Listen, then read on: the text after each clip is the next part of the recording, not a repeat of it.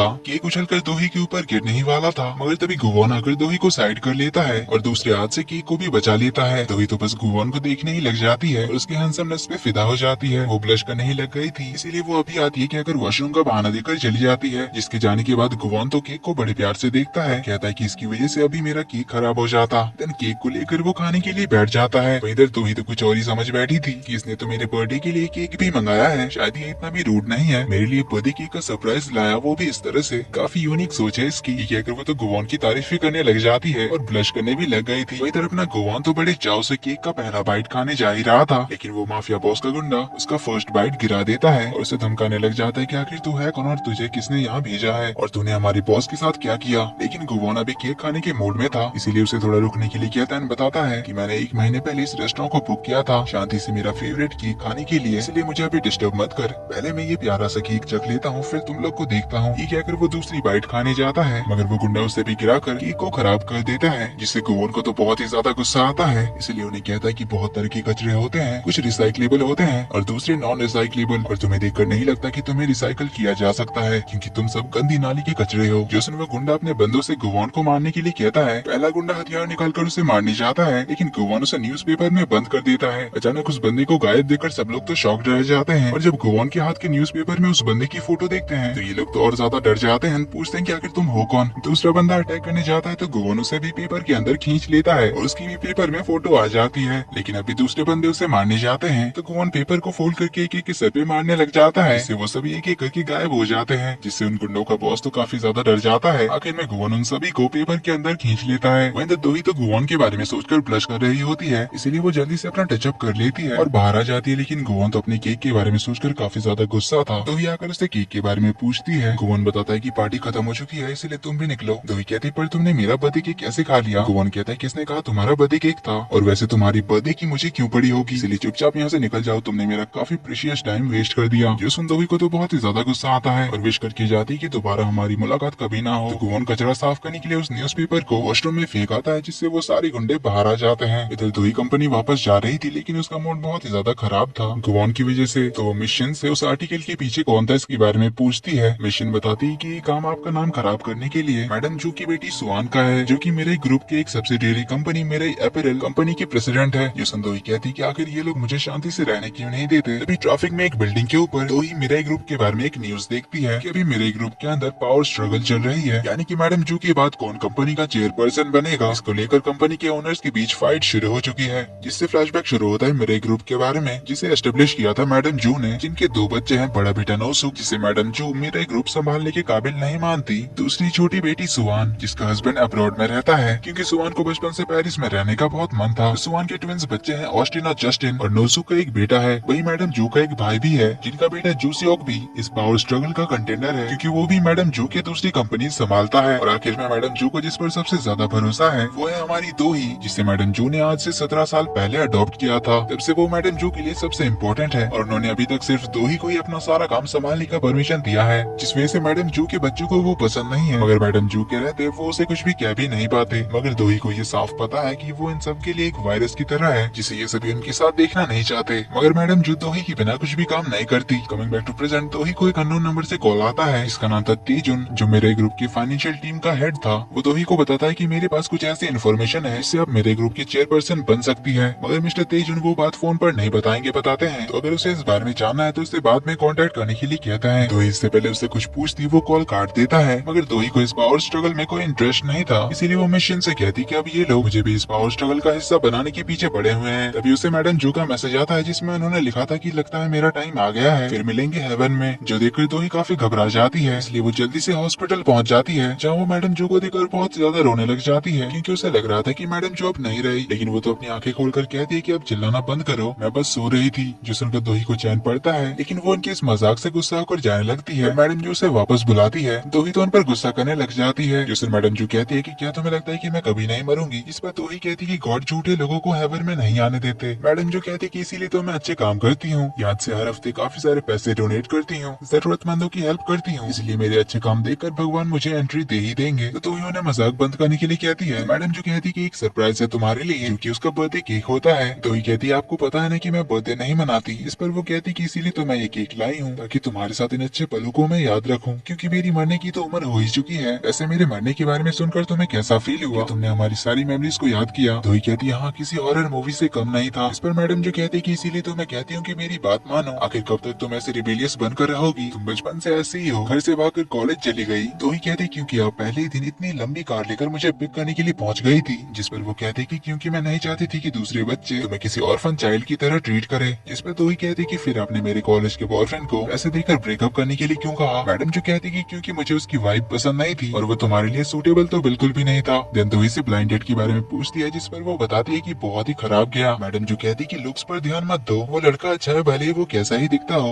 दोही कहती कि सिर्फ शक्ल ही तो उसकी अच्छी है, बाकी वो बहुत ही बदतमीज और रूड किस्म का लड़का है। मैडम जो कहती कि क्या वो तुम्हें हैंडसम लगा? फिर वो उसका फोटो निकाल कर उससे पूछती कि क्या ये रियल लाइफ में अच्छा दिखता है? दोही फोटो देखकर पूछती कि आखिर ये है कौन? मैं तो गुवोन नाम के लड़के से मिली थी। ये कहकर उसका कार्ड दिखाती है। ये लोग मिशन को बुलाते हैं जो पता करके बताती है कि उस मैच मेकिंग कंपनी से एक गलती हो गई थी। उन्होंने उसी रेस्टोरेंट के दूसरे ब्रांच का एड्रेस दे दिया था, इसीलिए जिस लड़की से आप मिले वो कोई दूसरा ही था। दोही को भी रियलाइज होता है कि इसीलिए वो इतना ज्यादा चिढ़ रहा था। इधर हम गुवोन को देखते हैं, उसके इंस्टीट्यूशन के एक ऑडिटोरियम में आता है जहाँ गायोंग नाम की लड़की एक ट्रेडिशनल डांस प्रैक्टिस कर रही थी। वही सीट पर उसका असिस्टेंट बैठा हुआ था जिसका नाम था पार्क, और ये वही 200 साल पहले जोसन एरा का वो भूखा आदमी था जिससे गुवोन ने कॉन्ट्रैक्ट साइन कराया था 10 साल का। इस कॉन्ट्रैक्ट को गुवोन ने काफी ज्यादा एक्सटेंड कर दिया है, इसीलिए वो अभी भी जिंदा है। इधर मैडम जो मिशन से कहकर गुवोन को कॉल लगवाती है और इनकी मिसअंडरस्टैंडिंग की वजह से दोही ने जो उसका टाइम वेस्ट किया उसका कॉम्पेंसेट करने की बात करते हैं, लेकिन गुवोन तो रूडली मना कर देता है। जोसन दोही कहती है कि देख लिया ना, ये कितना ज्यादा रूड था। और मैडम जो कहती कि जो हुआ जाने दो इसे, लेकिन तुम जल्दी से अपना पार्टनर ढूंढ लो और शादी कर लो, क्योंकि मैं मरने से पहले तुम्हारी शादी देखना चाहती हूँ, जिसकी तैयारी मैंने कर रखी है। ये कहकर वो अंगूठी का बॉक्स निकालती है जिसमें 2 अंगूठी थी। दोनों को ये वो दोही की उंगली में पहना देती है और कहती कि अपना सूटेबल पार्टनर मिलते ही बिना देर किए ये अंगूठी पहना देना, तब तक इसे पहने रखना।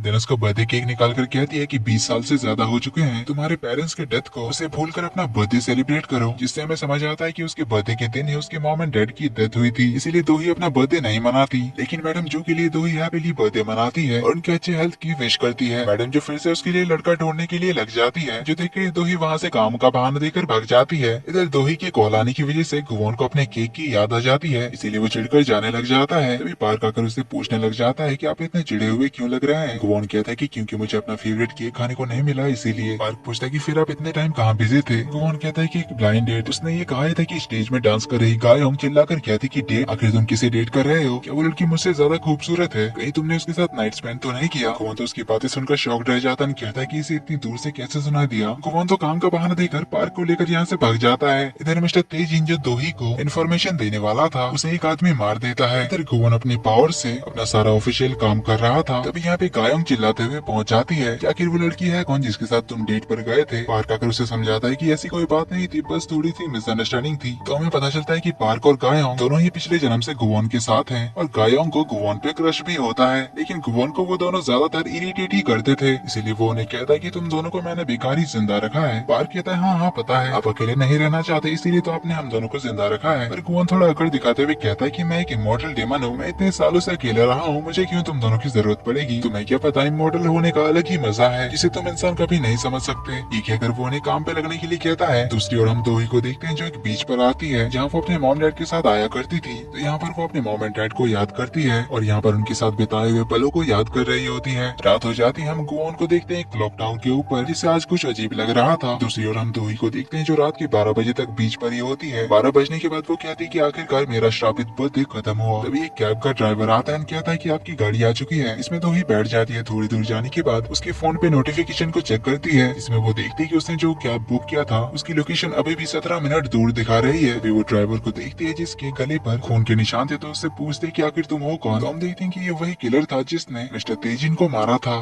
तो वो ड्राइवर गाड़ी रोककर कहता है कि ये पूछो कि तुम आखिर क्यों मरने वाली हो? कहकर वो उसे क्लोरोफॉर्म सुंघाकर बेहोश करने लग जाता है। जिस बीच वो उसे बताता है कि तुम्हारी मौत की वजह मैडम जू है। इतने में वो उसका मुंह दबाकर बेहोश कर देता है, लेकिन दोही ने नाटक किया था बेहोश होने का, इसलिए वो उस आदमी को धक्का देकर कार से बाहर निकल जाती है और भागने लग जाती है। और ये वही एपिसोड की शुरुआत का सीन था। इधर क्लॉक टावर के ऊपर से गुवोन अपने शिकार को ढूंढ रहा था, जिसकी कोई विश हो या फिर उसे किसी तरह की मदद चाहिए। तभी उसकी नजर पड़ जाती है दोही पर, तो उसकी तरफ इशारा करके कहता है कि मिल गई। उधर दोही भागते हुए जा रही थी, तभी सामने की ओर से गुवान आ जाता है, जिसे देखकर वो तो हैरान होती है और उसके दिमाग में यही सब बातें चल रही थी कि आखिर वो मुझे बचाने आ रहा है या फिर मारने। उसे शक भी हो रहा था कि कहीं ये किलर और वो एक साथ मिले हुए तो नहीं है। और जो भी वो गुवान की ओर भाग कर जाती है और उसे हेल्प करने के लिए कहती है, पर गुवान कहता है इससे पहले तुम्हें मेरे साथ एक डील करनी होगी। तो ये कहती कि अभी इन सब का टाइम नहीं है। उसके हाथ में चाकू है, दिखाई नहीं देता। गुवान कहता है ठीक है फिर देख लो तुम, मैं जा रहा हूँ। तो ये उसे रोककर डील के लिए मान जाती है। गुवान कहता है कि वैसे तो मैं कॉन्ट्रैक्ट साइन करवाने से पहले किसी की हेल्प नहीं करता, और इस आदमी को देखकर मेरे हाथों में खुजली हो रही है। ये बोलकर वो उसे मारने जाता है। मौका देकर दो ही यहाँ से कार के पास भाग जाती है। वो कार स्टार्ट करने जा रही थी कि तभी गुवान उस किलर को कार के ऊपर फेंक देता है, जिससे दो ही तो काफी घबरा जाती है। तभी गुवान उसकी ओर आ रहा था और उसकी आंखें लाल हो चुकी थी। जो देख दो ही तो घबराकर कार से निकल जाती है और ब्रिज के उस पार छुप जाती है। तो गुवान उसके पास आता है, उसकी ओर हाथ बढ़ाकर कहता है कि तुम्हें हमारी डील तो याद है ना। दो ही जैसे ही उसका हाथ होल्ड करती है, गुवान के हाथ में जो होली क्रॉस का निशान था वो ग्लो करने लग जाता है। दोनों एक दूसरे को देख ही रहे होते हैं कि इतने में किलर कार को बहुत ही तेजी से भगाकर उनकी ओर आने लगता है, जिसे देख दो ही तो डर जाती है। पर गुवान चुटकी मारता है उसे देखकर, लेकिन उसकी पावर काम नहीं करती। दोई का हाथ तो डर के मारे छूट जाता है और वो नीचे गिरने लग जाती है। तो गुवान उसके साथ ही कूद जाता है, लेकिन पानी के अंदर गुवान बेहोश हो जाता है। वो तो नीचे डूबते हुए जा रहा था। दोई तो ऊपर उठने लग जाती है, पर गुवान को डूबता हुआ देखकर वो उसे बचाने के लिए नीचे आती है, पर वो उसे ऊपर नहीं खींच पा रही थी। लेकिन जैसे ही वो उसका हाथ होल्ड करती है उसे खींच कर ऊपर उठाने के लिए, तभी गुवान के हाथ का होली क्रॉस दोई के हाथ में ट्रांसफर हो जाता है। जिसके बाद वो भी बेहोश हो जाती है। सीन कट होता है। जैसे ही दोई को होश आता है तो वो समंदर के किनारे पे थी। सामने गुवान को खड़ा देखकर वो उसके पास जाती है। उसका सर चकरा रहा था, वो अपने सर पे हाथ लगाती है। तभी गुवान को उसके हाथ में वो होली क्रॉस दिख जाता है, जिसे देखने के लिए वो उसका हाथ खींचता है और शॉकिंगली उसे देखने लग जाता है। तभी पानी का एक वेव पत्थरों से आकर टकराती है, जिससे पानी उनके ऊपर उड़ता है, लेकिन पानी हवा में ही रुक जाता है, जिसे देख दो ही हैरान होती है। और इस हाथ से वो होली क्रॉस का टैटू गायब देखकर वो तो परेशान हो जाता है, क्योंकि उस होली क्रॉस के निशान में ही उसकी पावर्स थी। तो ही होश में आने के बाद गुवान के पास जाती है, कहती कि थैंक गॉड हम दोनों बच गए। पर उसका सर अब भी चकरा रहा था। वो अपने सर पे जैसे ही हाथ रखती है, गुवान उसके हाथ में होली क्रॉस देख लेता है। तो वो उसका हाथ पकड़ता है, उसे देखकर तो हैरान रह जाता है, क्योंकि उसे समझ नहीं आ रहा था कि उसका होली क्रॉस दो ही के हाथ में कैसे चला गया। तभी पानी की लहरें पत्थरों से टकराती है और उनके ऊपर गिरने वाली होती है, और तभी दो ही के हाथ का वो होली क्रॉस ग्लो करता है और पानी उनके ऊपर ही रुक जाता है, जो देखकर दो ही तो टोटल शॉक्ड रह जाती है। वहीं गुवान भी शॉक्ड था, इसीलिए क्योंकि थोड़ी देर पहले तो उसकी पावर्स काम नहीं कर रही थी, तो फिर अचानक से उसकी पावर्स वापस कैसे आ गई। तो ही उससे शॉकिंगली पूछती है कि आखिर क्या हो रहा है यहाँ पर और तुम क्या हो।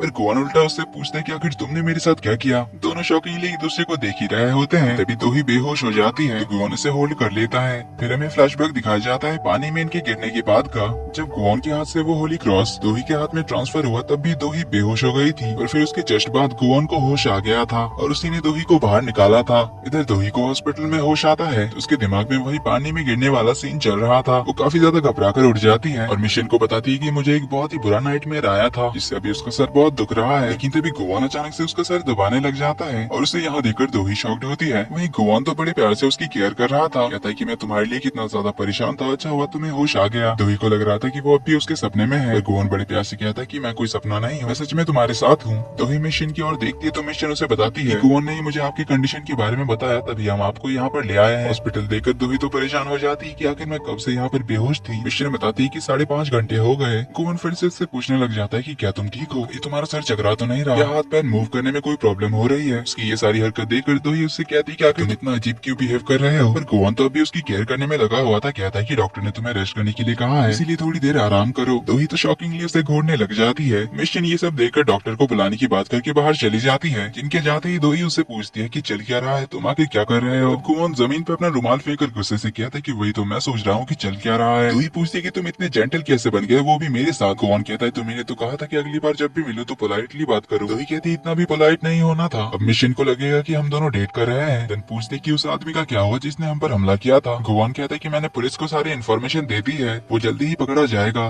देन वो दोही के हाथ में अपने होली क्रॉस को देखते हुए उससे पूछता है कि क्या तुम ठीक हो। दोही कहती है बस मेरी बॉडी में थोड़ी पेन हो रही है, तुम्हारा बताओ। गुवान कहता है कि मैं बिल्कुल भी ठीक नहीं हूँ, इसीलिए तुम्हारे जगने का वेट कर रहा था। ये कहकर उसके हाथ की ओर इशारा करता है। दोही इसे देखकर कहती कि ये टैटू मेरे हाथ में कैसे आया, कितना भद्दा दिख रहा है। ये कहकर वो उसे मिटाने की कोशिश करने लग जाती जाती है। तो गुवान उसे रोकने के लिए उसका हाथ पकड़ लेता है, लेकिन दोही तो रुकने का नाम ही नहीं ले रही थी। वो पानी वानी मार के उसे मिटाने की कोशिश करने लग जाती है। वहीं गुवान उसे रोकने के लिए कहने लग जाता है कि इसे कुछ मत करना, तुम इसे खराब कर दोगी। अभी अचानक दोही को कल रात के बारे में सब कुछ याद आ जाता है। उनका पानी में गिरना, फिर किनारे के पास पानी उनके ऊपर उछलकर हवा में रुक जाना, इससे वो तो शॉक्ड रह जाती है। पर दोही कहती कि शायद मैंने कल रात कुछ ज्यादा ही ड्रिंक कर लिया था। वो गुवान से पूछने लग जाती कि तुम मेरे साथ थे, फिर हम लोग कहाँ पर गए थे, और ये बद्दा सा टैटू मेरे हाथ में किसने लगा दिया। मैं इस टैटू को निकालने के लिए जा रही हूँ, लेकिन गुवान उसके सामने जाकर कहता है कि नहीं जा सकती। दोही तो उसे धमकाने लग जाती कि मेरे सामने से हट जाओ वरना। पर गुवान कहता है कि मैं नहीं जाने दूंगा। पर दोही उसका हाथ रगड़ जाने लगती है, लेकिन गुवान फिर से उसका हाथ पकड़ लेता है, कहता है कि मेरे टैटू को छूने के बारे में भी मत सोचना।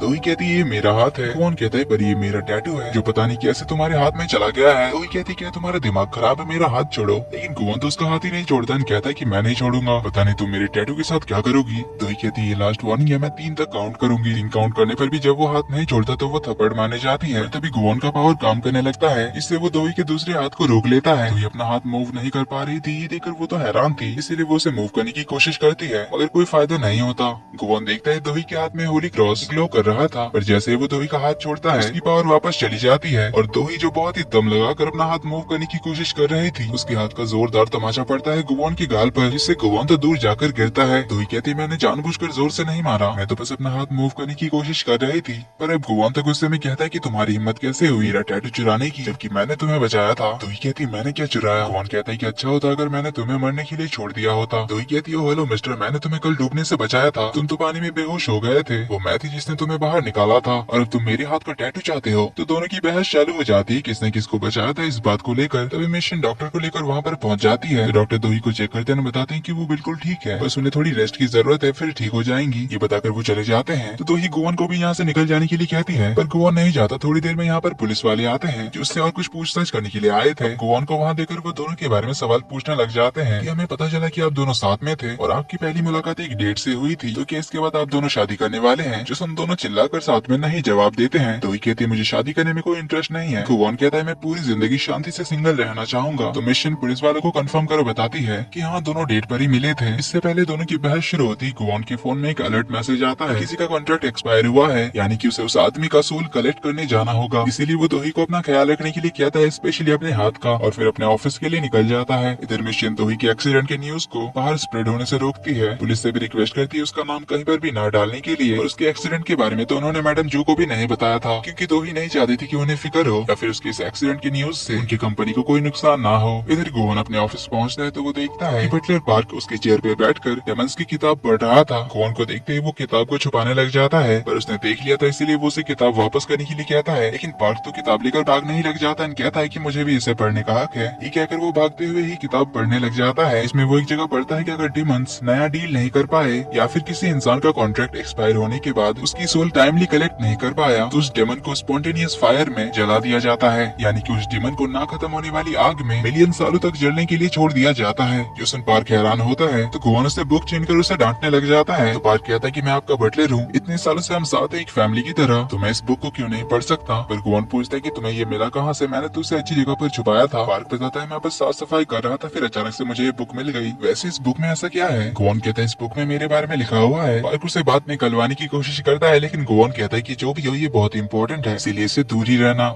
देन वो इस किताब को अपने लॉकर में रख देता है। देन पार्क उससे पूछते कि क्या सच में अगर आपने कोई डील नहीं किया तो आपको मिलियन सालों तक जला दिया जाएगा। गुवान कहता है हाँ यही सच है। पार्क को उसकी फिक्र हो जाती है तो उससे पूछता है कि आपको नया डील कितने दिन में करना पड़ता है, वीकली या फिर मंथली। गुवान कहता है पता नहीं, ये तो मुझे भी नहीं पता, इसीलिए तो मैं बहुत चिढ़ा हुआ हूँ, पर अभी ये सब छोड़ो। और दोही का बिजनेस कार्ड उसे देकर कहता है कि इसके बारे में पता करो, इसकी फैमिली, ब्लड टाइप, इसका पुराना रिलेशनशिप, कॉलेज स्कूल के रूममेट से लेकर क्या पसंद है क्या ना पसंद है सब कुछ पता करो। तो पार्क पूछता है कि ये लड़की है कौन और आपको इसके बारे में इतना क्यों जानना है। यूसन गुवान उसे गुस्से से देखता है, पर पार्क उसे कहता है कि कहीं ये आपकी घर वाली डेट तो नहीं है जिसकी वजह से आपका फेवरेट केक खाना मिस हो गया। गुवान कहता है ये चोर है। तो पार्क मस्ती करते हुए कहता है कि क्या इसने आपका दिल चुरा लिया। गुवान का तो वैसे ही दिमाग खराब हुआ था, ऊपर से पार्क का मजाक सुनकर उसे तो और ज्यादा गुस्सा आता है, इसीलिए वो उस पर अपना पावर यूज करता है। उसे याद आता है कि उसके पास तो पावर्स ही नहीं है, इसीलिए वो अपना हाथ जल्दी से नीचे कर लेता है। पार्क ने नोटिस कर लिया था कि उसके हाथ से वो होली क्रॉस का निशान गायब हो चुका है, तो उससे पूछता है कि क्या कुछ मिसिंग है। गुवान तो बहाने मारने लग जाता है कि नहीं तो सब कुछ ठीक है। थोड़ा इधर उधर झांकने करने लग जाता है ताकि पार्क को पता ना चले। लेकिन पार्क कहता है कि आपका टैटू कहाँ गया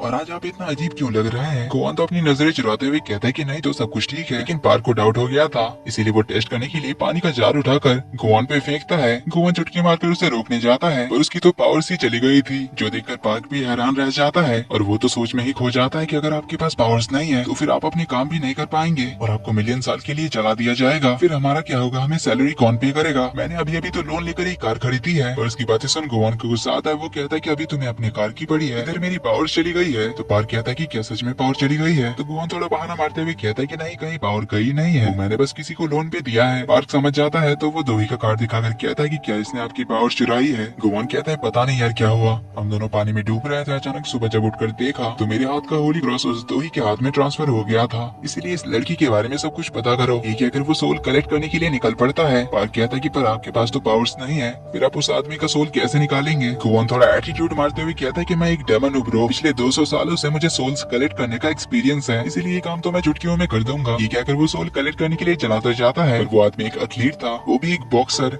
जो गुवान की ही धुलाई कर देता है क्योंकि उसके साथ अपने बहुत सारे बंदे थे। तो गुवान उसे कॉन्ट्रैक्ट दिखाकर कहता है कि तुम्हारा कॉन्ट्रैक्ट ऑलरेडी खत्म हो चुका है, इसलिए वादे के मुताबिक अपने बॉडी को छोड़ो और मेरे साथ चलो। लेकिन वो बॉक्सर तो उल्टा गुवान को ही धमकाने लग जाता है। तो गुवान कहता है कि तुम इंसान नहीं सुधरने वाले ना, ठीक है फिर एक एक करके आ जाओ, मैं सभी को दिखाता हूँ। पर वो सारे बंदे तो एक साथ गुवान की तरफ बढ़ने लग जाते हैं। गुवान तो कहता है कि मैंने कहा ना एक एक करके आओ। गुवान ही डरकर पीछे हटने लग जाता है, सब लोग उसे पकड़कर पीटने लग जाते हैं। गुवान कहता है स्पोर्ट्समैनशिप करके भी कोई चीज होती है, एक एक करके आओ। लेकिन वो लोग उसे पकड़ लेते हैं। तो गुवान कहता है कि ठीक है फिर मुझे भी अपने फॉर्म में आना पड़ेगा। तो वो एक एक करके सबकी धुलाई करने लग जाता है। पर वो लोग ठहरे बॉडी बिल्डर्स, गुवान के अटैक का उन पर कोई असर ही नहीं हो रहा था। वो लोग तो बार बार उठकर उसे मारने आ रहे थे। गुवान वाज लाइक यार अभी तो मैंने तुम सबको मारा, फिर से तुम लोग कैसे आ गए। गुवान एक बंदे को हेडबट मारता है लेकिन उसी के सर में दर्द होने लगता है। तो उन्हें कहता है कि क्या खाते हो बे तुम लोग। ये कहकर वो सामने गया ही था कि दूसरी ओर से भी बहुत सारे बंदे पहुंच जाते हैं। जो देख गुवान काफी सीरियस होकर कहता है कि मैं ये करना तो नहीं चाहता था। ये कहकर वो अपनी कोट में हाथ डालता है और जोर से अपना हाथ बाहर निकालता है, जो देखकर सभी लोग डर जाते हैं। लेकिन वो तो उन्हें अपनी मिडिल फिंगर दिखाकर खिड़की से नीचे कूद जाता है, जो जाकर कचरे में गिरता है। पर अभी बाइक के अकड़ नहीं गई थी। वो नीचे से ही उसे धमकी देता है कि थोड़ी देर रुक जा बेटा, तुझे मैं सबक सिखाने के लिए जरूर आऊंगा। ये कहकर उसे मिडिल फिंगर दिखाने लग जाता है। ऊपर से बॉक्सर भी उसे मिडिल फिंगर दिखाने लग जाता है। दोनों की जैसे कंपटीशन ही शुरू हो जाती है। पर फिर गुवान वहाँ से गुस्से में चला जाता है। तब हम दोही को देखते हैं जो हॉस्पिटल से डिस्चार्ज लेकर आ गई थी। दोही कहती कल वो गुवान अकेले रेस्टोरेंट में बैठकर खाना खा रहा था, फिर रात को जब मुझ पे उस किलर ने अटैक किया था तब भी वो अचानक से मेरे सामने आ गया था। ये कोई कोइंसिडेंस तो नहीं हो सकता, वो जरूर किसी प्लान के साथ ही मुझे अप्रोच कर रहा है। मिशन पूछते कि कैसा प्लान हो सकता है। दोही कहती है मेरे साथ कोई डील करने की, क्योंकि उसने कल रात मुझसे यही कहा था कि वो मेरे साथ कोई डील करना चाहता है तभी वो मुझे बचाएगा, जिससे मुझे लगता है कि उसका कोई और ही मकसद होगा। तभी मिशन बताती है कि मैडम जू की बेटी सुवान ने जो उनके नए जूस के बारे में गलत आर्टिकल पब्लिश कराया था, उसकी वजह से उनके कंपनी के शेयर्स 10% डाउन हो चुके हैं। इसीलिए दोही मिशन से सुवान की शेड्यूल के बारे में पता करने के लिए कहती है, जो उससे मिलकर उसकी प्रॉब्लम सॉर्ट आउट करेगी कहती है। पर अभी वो मैडम जू से मिलने के लिए निकलती है। वहीं तरह में उस अटैकर को दिखाया जाता है जिसने की मास्क पहनकर दोही पे अटैक किया था। रूसी ने दोही को कुछ इन्फॉर्मेशन देने वाले तेजिन को भी मारा था। उसके रूम में हम देखते हैं बहुत सारे मास्क पड़े हुए हैं और बोर्ड में काफी सारी लड़कियों की फोटोज भी होती है, जिनमें सभी उसका टारगेट दोही है। तो आखिर ये है कौन और दोही के पीछे क्यों पड़ा है, जानेंगे हम अगले पार्ट में। तो ये वीडियो पसंद आई तो वीडियो को लाइक कर देना, चैनल पर पहली बार आए तो do subscribe and hit the bell icon. चलते हैं मिलते हैं अगले पार्ट में, तब तक के लिए take care and bye bye.